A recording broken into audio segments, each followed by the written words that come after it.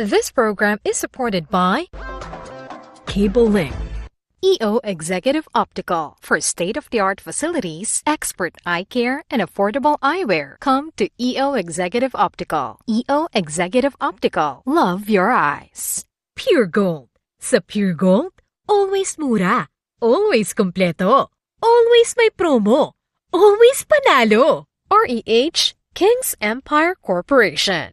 Salem Bed, bringing comfort to Filipino homes for over 50 durable years. Salem Bed, ang hari ng tibay. Narito mga balitang tinutukan ng mata ng agila.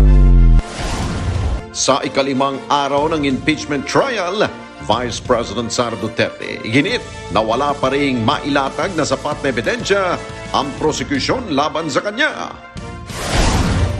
Mga patutsada ng House Prosecution Team ayaw ng patulan ng defense team ni Vice President Duterte.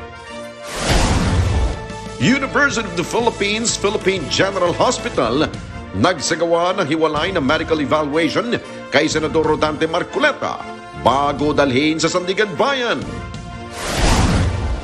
Gobyerno isinusulong ng pagbuo ng Strategic Petroleum Reserve para matiyak ang matatag na supply ng langis sa bansa dahil sa nagpapatuloy na sigalot sa gitnang silangan.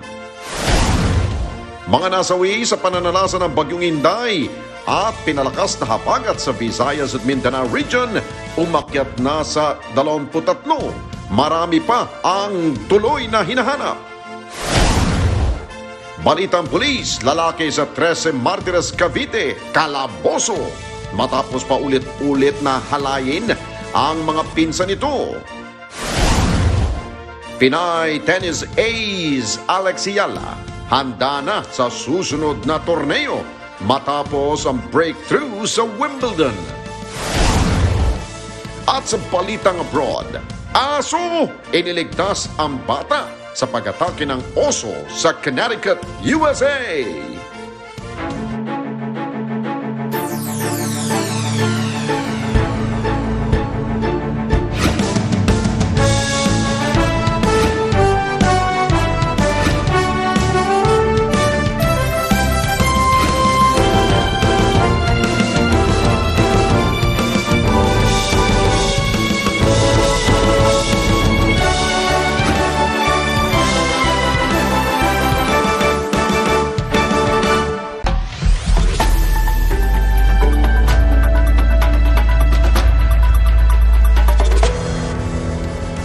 Magandang gabi, Pilipinas, kung mahal detalyo sa mga pangunahing balita.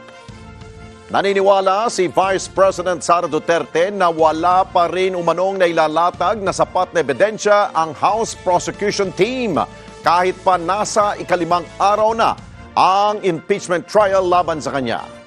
At ayon pa kay VP Sara, nagsasayang lang ng yaman ng bayan ang pamahalaan at pinapahina ng impeachment trial ang integridad ng mga sangkot na institusyon.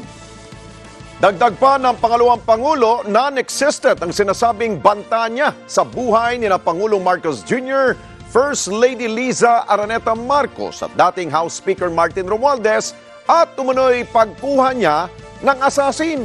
Kunin natin ang live report ni Madeline Villar Moratillo. Mads, dahil dito sa kanyang mga pahayag ngayon, ito ba'y patungo na sa kanyang pag-attend at paglitaw dyan sa impeachment trial? Alex, alam mo, maghapon na inantabayan na namin yung pagdating ni Vice President Sara Duterte dito sa Senado sapagkat merong impormasyon na pupunta sana siya dito pero hanggang ngayon ay hindi pa rin dumarating yung Vice Presidente. Ang sabi ni Atty.